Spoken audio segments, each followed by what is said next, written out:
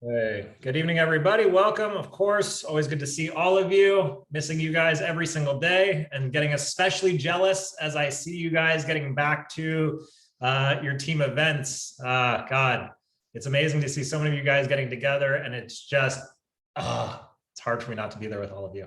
But let's get into this training for sure. How drop a one in the chat box. How good does it feel for so many of you to be able to be back with team and be in community and kind of hang out with each other and obviously share what Isagenix has done for your lives, but just the ability to be in community, right, is just so important, such a big part of what we do for sure. So we're missing that definitely. Okay, so how many of you just drop a 2 in the chat box after you've heard me ask the question?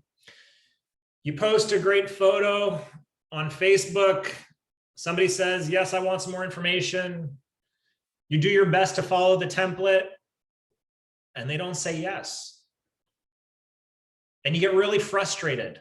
How many just drop a 2 in the chat box where you feel like I did everything right?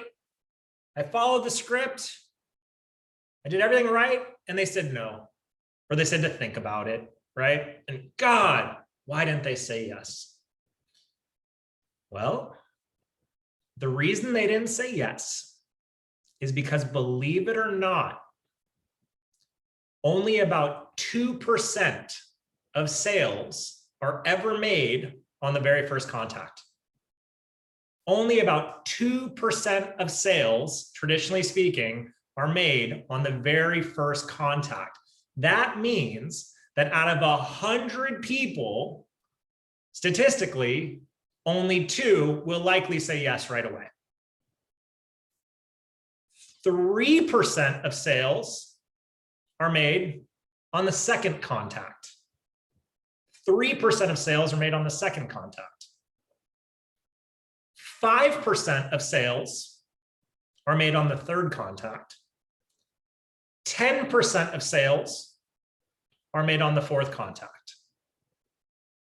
But watch this. 80% of sales, 80% of sales are made on the 5th to 12th contact. But roughly 50% of people never follow up with their prospects.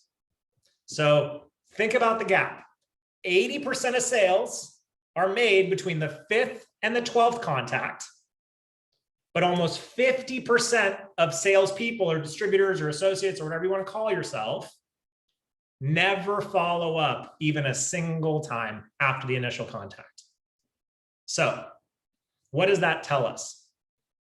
It tells us that if we're willing to be more consistent in our follow-up and our follow-through, we'll convert at a higher rate. Now, does that mean that out of 100 people, 80% are going to get started? No, of course not. But does it increase the percentage of people over time that will get started when we're consistent in our follow-up? Absolutely. So let me ask you a question. Type in the chat box. What are some of the reasons that you feel like you might not follow up as consistently or as often as you probably should? What are some of the reasons? You don't want to be stalking people. You don't want to feel like you're stalking them. Don't know how to contact them again. How do I follow up? Okay, great. What else? I don't want to feel like I'm bothering them. I'm insecure, right? I'm nervous. I don't want to feel like I'm bothering people, right? We hear that a lot. I think the word stalking in terms of your guys' translation is very different than what stalking here means. But I think I understand what you mean. I'm not as organized as I want to be. I don't want to push them. People think they're mithering. I think that's a very British term. I don't know what mithering means. Just learning all kinds of different words here tonight. What's mithering? People will ghost you. Hassle. Okay, hassle. Got it. Don't want to bother. Got it. Don't want to send messages over and over and over again. Yep, I get all that. I totally get all that. It's too late or it's too early. Okay. But for all of those reasons, just drop a Y in the chat box for yes. How many of you would like to have more of those people get started? Those same people that you don't want to mither, those same people that you don't want to be stalking, those same people that you feel like you don't want to be bothering, those same people that you don't want to feel like you're going to have them push them away. you'd still love to make the sale. But what we know is that requires you contacting them 5 or more times. Now, what are the real reasons that people don't get started right away? One, they don't feel like they have enough information to get started. That's the biggest one. Just to be clear, the biggest reason people don't get started right away is they don't believe that they have enough information to make a decision. Now, the information might not be, oh, well, I sent them the video, I sent them the ingredients. That might not be the information that they need to make a decision. The information that they need to make a decision might be that they need to speak with their partner because them and their partners make decisions together. The information that they need might be that they just want to check a couple of things in terms of their current dietary needs or something along those lines to feel like it fits in with what their philosophies are. The information that they might need is, how does this fit into my budget? Because maybe I already saved for a holiday or my kids have something coming up. So that might be the information that they need, okay? So number one reason people don't get started right away is they just don't have enough information to get started. That's it, number one. Number two, the other reason they don't get started is because you haven't, bless you, Ivanka, is because you haven't done good enough job potentially of understanding what the real objection is. And the number three reason that people don't get started is the biggest reason, of course, also, what we just talked about, you don't follow up. And guess what they do? They end up buying something, but they don't buy it from you. They'll go buy a collagen product, not knowing that they might be buying an inferior product. They might go buy collagen from somebody else with isogenics, not even realizing it's the same company or the same product. They might go on Amazon, Google, they might go to a store and go, oh, collagen, great. I've been meaning to buy this. Maybe the reason they didn't buy on that very first exposure wasn't because they didn't love what they saw, wasn't because they didn't love the video, wasn't because they didn't think that the ingredients were perfect.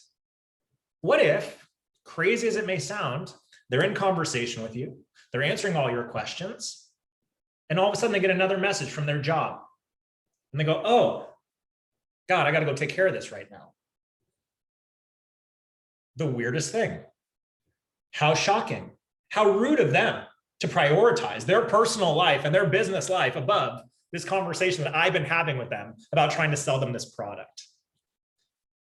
Because here's what I know for sure. All of you have hundreds of unread emails in your inbox right now from companies sending you messages about things that you forgot that you had ever expressed an interest in. Why? Because you got busy, because you have life that's happening, because you have school and family and kids and jobs and holidays and I don't know, maybe a little bit of a thing, maybe this whole thing that's happened for the last year and a half that's forced us in our houses, out of our houses. I think we've been a little bit distracted. But why did they reach out to you in the first place? They reached out to you in the first place because they saw that you were offering something that they were at least open to the idea of getting. So when it comes to being concerned about bothering somebody, why would you ever feel like you're bothering someone if they're the ones that came into your store looking for something that you have to offer? Just think about it for a moment. They walked into your store. You didn't go out on the street and pull them into the shop. You're not one of those people with like a flyer standing out on the road saying like, hey, call this number, call this number, call this number. That's not what you're doing. They came to you. You're in a conversation with them. They expressed a sincere interest in what it is that you have to offer. So why don't we follow up? Because we don't want to feel like we're bothering people. We don't want to feel like pushy salespeople. We don't want to be annoying and spammy and all of those things. So then, how is it that the most successful salespeople in the world are able to keep working through that 5th to 12th contact without being obnoxious? How do you do it? Would that be helpful? Okay. The very first thing that you got to do is get really clear on when somebody says, I'd like to think about it. The very first thing that you got to get clear on is, first of all, acknowledge that they want to think about it. Hey, no worries whatsoever. Curiously, what specifically would you like to think about? And you're not asking that in an argumentative way. Joe just had the penny drop, right? I just saw Joe's face. Joe, your penny just dropped there, right? Like what specifically is it that you'd like to think about? And you're not asking it to be condescending or critical or annoying. You genuinely need to know what it is that they'd like to think about. So for example, ladies, imagine that you have an event coming up and you can't decide whether or not you want to wear a dress or a suit. And so you go to a boutique that has dresses and you try on a dress and the dress is lovely.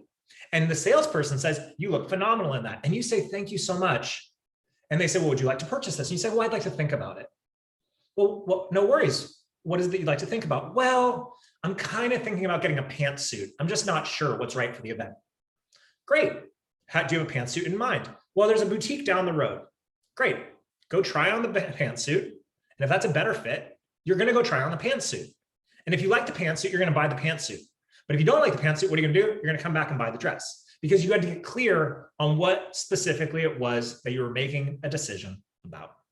So when you're in the role of being a salesperson, which is what you're doing right now, and there's nothing wrong with that, don't forget how you operate as a customer. Isn't it a little bit illogical and irrational of us to get frustrated when someone doesn't say yes right away, when there's a 98% chance that you also don't say yes right away? Drop a 3 in the chat box. How many of you took some time before saying yes to Isogenics? Just drop a 3 in the chat box. How many of you just took some time? Some of you were laydowns. I know. Some of you right away. I get it. But it's a very small percentage. I know. Essie was like, here's my credit card. Let's go.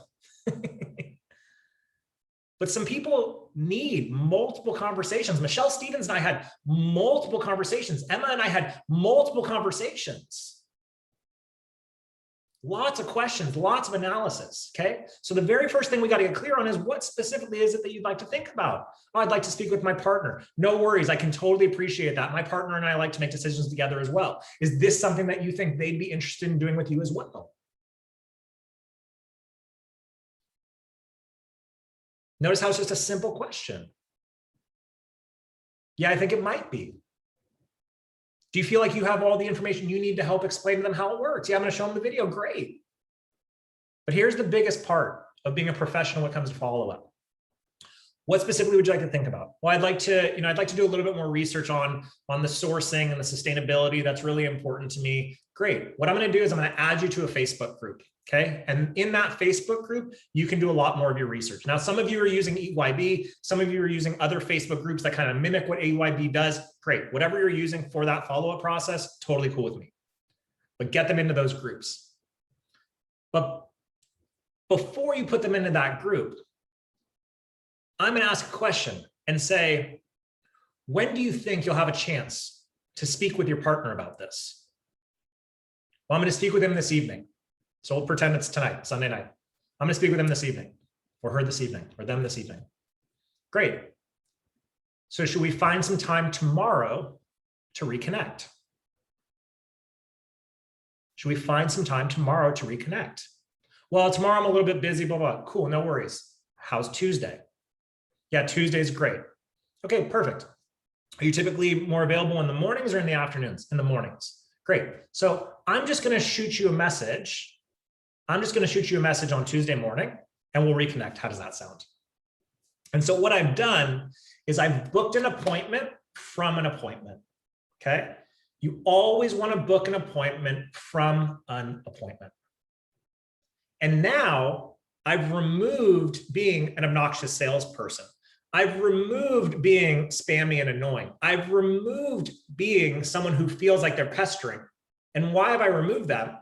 Because I've gotten the prospect to consciously agree and give me permission as to when it would be okay to speak with them again. And that's the big difference. So I reach out on Tuesday. Hey, Joe, have you and your partner had a chance to think about it? Did you have a chance to review the ingredients? Is there any more information you'd like to see before getting started? Yeah, sounds great. You know, Zach, I got a couple of things right now. We have some family stuff happening, whatever it is. And I just, if it's okay with you, I want to put it on pause. Hey, no worries whatsoever. Not a big deal. I'm not attached. Okay, not a big deal. When would be a good time for me to circle back with you? Well, I just got to get on the other side of this project at work.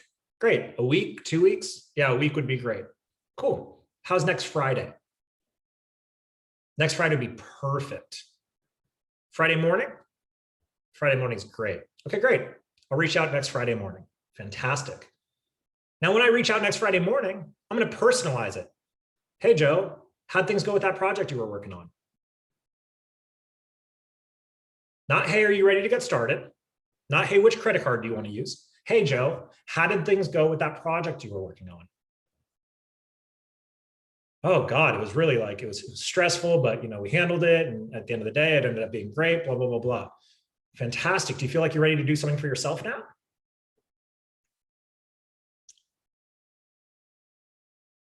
Do you feel like you're ready to do something for yourself now? I really do. Perfect. Did you decide on whether or not you wanted the 60 pack or the 40 pack? 60 pack. Great choice. Boom. But if you don't book an appointment from an appointment, you will always, always be obnoxious. If you don't take the time to listen to what the real objection is, you'll always be seen as somebody who's just trying to make a sale. If you don't take the time to acknowledge why they wanted to take a little bit of time in making the decision, they will always feel like they're just a number to you. But if you pay attention to those little details and you acknowledge them along the way, you're going to increase your credibility. You're going to increase your credibility. And as you increase your credibility, you increase the likelihood of them saying yes to you. So now there's a couple of questions. What if they say, I don't know when I have a moment, right? What if they say, I don't know when I have a moment? God, it sounds like you have a lot going on. Like, what are you so busy with? If you don't mind my asking. Well, I've got kids and I've got work and I got this and I got that. God, it sounds like a lot. How often do you get the time to make a decision for yourself? Well, not very often. Well, that can't feel great. Well, it doesn't. Well, just between us friends, like, do you think you'd be willing to find 5 or 10 minutes just so you can give to yourself and put yourself first? Wouldn't that be nice? Yeah, that would be nice. Great. When do you have 5 minutes when I can follow up with you? Okay. What if people pull back when trying to make the next appointment and don't want to commit to when to circle back? I'll just be in touch. Hey, you know what? Just between us friends, I just want you to know just very clearly, I have no attachment to whether or not you say yes to doing this. I posted on Facebook, you responded, you suggested that you were interested. If you want to use this product, fantastic. If you don't want to use the product, it's also okay. I just want you to know I won't be offended if you tell me that this isn't for you, because it's not for everybody. So just so we're clear, is it that you don't know when it would be a good time for me to circle back, or are you having a hard time telling me that you don't want to do this? Because I won't be offended. I won't be offended if you say no. It's okay. I won't be offended if you say no. And that's a really powerful position to take, because here's the other side of it. You will never be experienced by someone else as being obnoxious or mithering, right? You'll never be experienced in that way if you come from a posture that says, I don't need your business. I want your business, but I don't need your business. I don't care if you get started today, and I care deeply if you get started today. But at no point am I ever, ever, ever going to let you think that my entire sense of who I am, my self-esteem, my value as a human, what I bring to the world, my worthiness, never for a second am I going to let you think, or that my entire business depends on your personal opinion on whether or not you're going to get started with Isogenics today. Not for a second. Do you think Richard Branson really really cares if you choose British Airways over Virgin? Like, you think he really cares? Of course not. Does he believe that Virgin is a superior airline and that you're missing out by flying British and not flying Virgin? Of course he believes that. But not for a second does he care. Not for a second. Now, will he go to work to get better so that you might want to fly Virgin as opposed to British Airways? Yes. But is he going to make you feel bad about it? Never. Never, ever, ever, ever, ever, ever, ever. So book an appointment from an appointment. Follow up with value. But here's when it's bad. And some of you already did this last week. I know it. And it's not a criticism. We all do it. Some of you followed up with people who you haven't spoken to probably in a month or two since they first expressed an interest. And guess what you said? Hey, 10% off. This is the week to get started. Great chance to save some money. Meanwhile, God forbid, their aunt or uncle is in the hospital. Their kid got, sick and isn't at school. They've got all these other problems, and all you care about, because you didn't take the time, is you care about selling me a product. And now you're bothering me. And now I'm going to ghost you. And now you're an obnoxious salesperson. Do you see the difference? And when you take that approach, I promise you, it'll change your results in huge, huge ways. Now, the ultimate follow-up trick, let's say you're following up, booked a meeting from a meeting, okay? And they keep delaying, objection after objection. Great. The next 3 to 5 times that you follow up, don't say a thing about Isagenix. Don't offer them a product. Don't offer them a discount if it comes up. Don't offer them a free shipping promo. Don't offer them anything. Just follow up as a human. Hey, I saw on your Facebook that your aunt is in the hospital. How's she doing? Hey, I saw that you just traveled to Ibiza. How was it? Hey, I just saw that so-and-so, your kid, got great scores on a test, whatever it is. Congratulations. Because then what starts to happen? Well, the dating effect starts to happen. And what's the dating effect? Well, the dating effect is, wait a minute. Why isn't he flirting with me? Why isn't he trying to ask me out on a date? Why isn't he paying it? Wait, I don't understand. How come hey, excuse me. I want to buy from you. Did you forget that you were pursuing me? Hello? Did you forget? It's the same thing. It's the same exact thing. And it's when sales become fun.